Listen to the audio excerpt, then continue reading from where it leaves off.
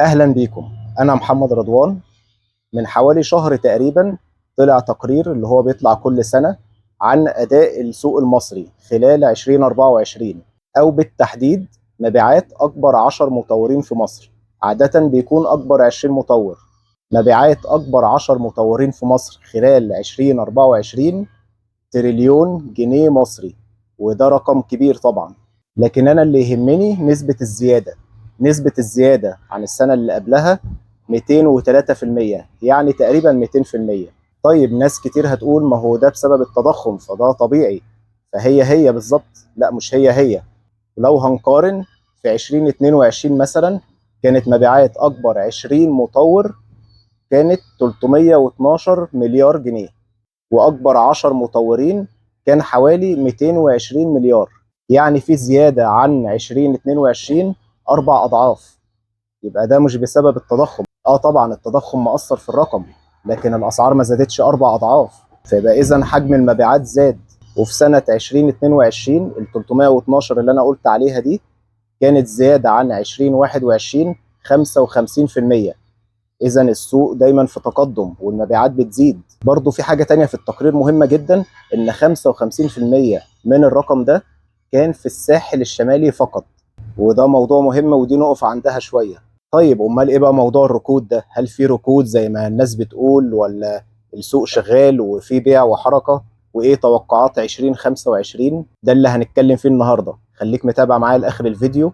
طيب زي ما قلت في الاول شوية الارقام اللي اتكلمت فيها دي، خليني بس الأول أوضح حاجة، أو أفسر نقطة معينة.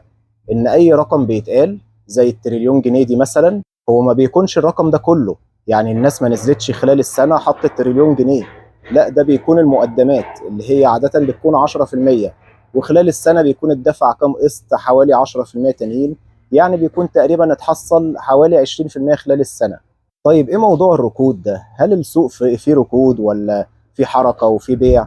المشكله ان انت لما بتيجي تعرف احوال السوق، بتسال الدايره اللي حواليك، معارفك وكده، وتدردش مع الناس اللي حواليك. ففي منهم اللي بيشتري ومهتم، وفي اللي ما بيشتريش ومش مهتم يشتري. فكل واحد بيقول رايه على حسب ظروفه.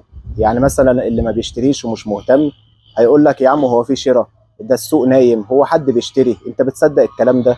لكن اللي بيشتري وبينزل يحضر معارض ولونش او طرح جديد لمطور، وبيشوف اعداد الناس اللي بتيجي وايده في السوق زي ما بيقولوا، هيقول لك لا، الناس بتشتري والدنيا شغاله كويس جدا.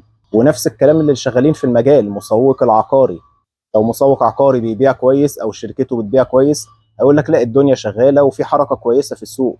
واللي ما بيبيعش او شركته ما بتبيعش وتعبانه، هيقول لك ما فيش حركه والدنيا نايمه. فاذا كل واحد بيتكلم وبيقول رايه من وجهه نظره او على حسب ظروفه هو.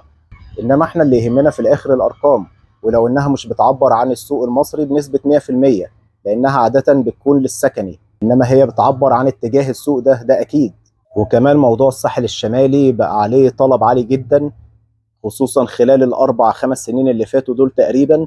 بقى في طلب واقبال كبير على الساحل الشمالي. بقى دلوقتي في فيلل في الساحل الشمالي بتوصل ل 300 و400 و500 مليون. وخلينا اوضح كمان ان الاخوه العرب بيشتروا في الساحل، وطبعا المصريين بيحبوا الساحل الشمالي طبعا عشان الشواطئ والرمل والميه بتاعت الساحل من اجمل شواطئ مصر. فاذا في طلب عالي على الساحل الشمالي، وده اللي معلي الارقام كده وخلتها ما بقتش منطقيه.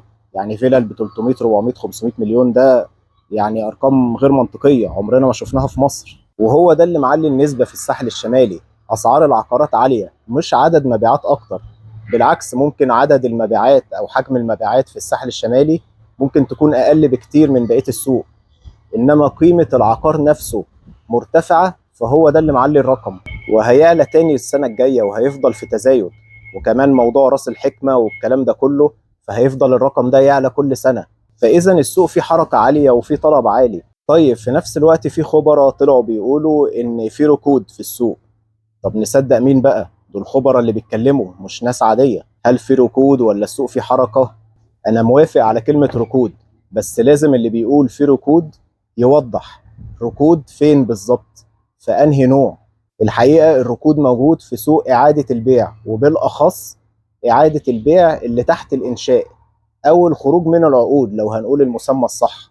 ناس كتير الفتره اللي فاتت دخلت في العقود بشكل غلط، وكانت متوقعه وعامله حسابها على حاجات معينه، انها تستلم العقار وتأجر وتدفع الاقساط من الايجار، او تبيع في وقت قصير اللي هي المضاربات، يبيع خلال كام شهر او خلال سنه بالكتير، ياخد اللي دفعه وزياده عليه ويعمل مكسب. وطبعا كل ده ما حصلش، وعقارات كتيره معروضه في السوق ومحدش بيشتري، ومطورين كتير اتاخروا خصوصا في العاصمه. ناس كتير كانت فاهمه موضوع الايجار الالزامي، فبقى ناس كتير دلوقتي عايزين يعملوا تنازل او يخرجوا من العقد ومش عارفين يعملوا كده. مفيش حد بيشتري. هم دول اللي حصل عندهم ركود، لان طول ما المطور لسه بيبني وطول ما المطور عنده حاجات كتيره لسه بيبيعها وبيطرح مراحل جديده، انا هشتري منك ليه؟ يعني انا ليه هشتري تكون انت دفعت مثلا كام قسط، او دفعت سنه او سنتين واكمل بقيه اقساط مثلا 4 أو 5 سنين؟ طب ما انا اشتري من المطور، هيبقى بنظام سداد احسن، 7 سنين او 10 سنين مثلا. فانا هشتري منك ليه والمطور لسه عنده ولسه بيبني ما استلمتش؟ حتى لو هشتري بسعر ارخص هعمل بيه ايه؟ ما انا مش هستلم لسه. فدول اللي حصل عندهم ركود. انما ركود في الحاجات الجديده، برضو انا ممكن اتفق معاك مع المطورين الجداد، لان الناس دلوقتي بقى عندها وعي شويه، ما بقوش بيحبوا يشتروا غير مع المطورين الكبار اللي موثوق فيهم. فممكن المطورين الجداد هم اللي حصل عندهم ركود. انما المشاريع الجاهزه، يعني الشقق الجاهزه او الفلل الجاهزه، لا مفيش فيها ركود. الناس بتبيع وناس كتيره بتشتري، والسوق ده شغال عادي. طبعا مش شغال زي الاول، الموضوع مختلف شويه، ان دلوقتي البيع بقى مقتصر اكتر على العقارات المميزه او الاسعار المميزه، مش الاسعار العاديه حتى. بس في بيع والسوق ده شغال كويس جدا، مفيش اي مشكله. طيب ايه توقعات 2025؟ هل اسعار العقارات هتفضل تعلى ولا ممكن تنزل ولا ايه اللي هيحصل بالظبط؟ في خبير من الخبراء قال ان متوقع ان المطورين ينزلوا اسعارهم السنه الجايه في 2026. ليه هيحصل كده؟ لان البنوك هتنزل الفوائد بتاعتها ل 16%. هي حاليا فوق ال 30%، بس في توجه من الدوله ان هي تنزلها ل 16%، يعني تقريبا النص. فده اللي هيخلي المطورين ينزلوا اسعارهم، ده اللي الخبير قاله. وده في رايي طبعا كلام غير صحيح. المطور ازاي هينزل اسعاره حتى لو الفوائد نزلت؟ يعني الفوائد لو نزلت النص، اللي هي الفوائد بتاعه القروض اللي البنوك بتديها للمطورين، لو نزلت النص فالمطور هينزل اسعاره للنص. يعني دلوقتي المطور بيبيع في 2025 مثلا المتر ب 40,000، في 2026 هيبيع المتر ب 20,000، هينزل النص عشان الفوائد نزلت النص. هل ده منطقي؟ يعني دلوقتي المطور خصوصا لو في نفس المشروع هبيع لك النهارده ب 40,000 للمتر، والسنه الجايه اللي بيشتري مني جديد هبيع له ب 20,000 المتر، يعني هبيع له ارخص. طبعا ده مستحيل يحصل حتى لو في مشروع جديد.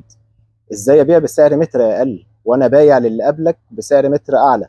دي حاجه غريبه عمرها ما تحصل، ولا عمرنا سمعنا انها حصلت في مصر او حتى في اي مكان في العالم، الا بقى لو حصلت في قاعه عقاريه وانفجرت، ده موضوع تاني خالص. انما في السوق العادي كده ان المطور ينزل اسعاره النص لمجرد ان الفوائد نزلت النص، طبعا ده مستحيل يحصل. امال فين بقى الدولار في الموضوع؟ انت ليه شلت الدولار من المعادله؟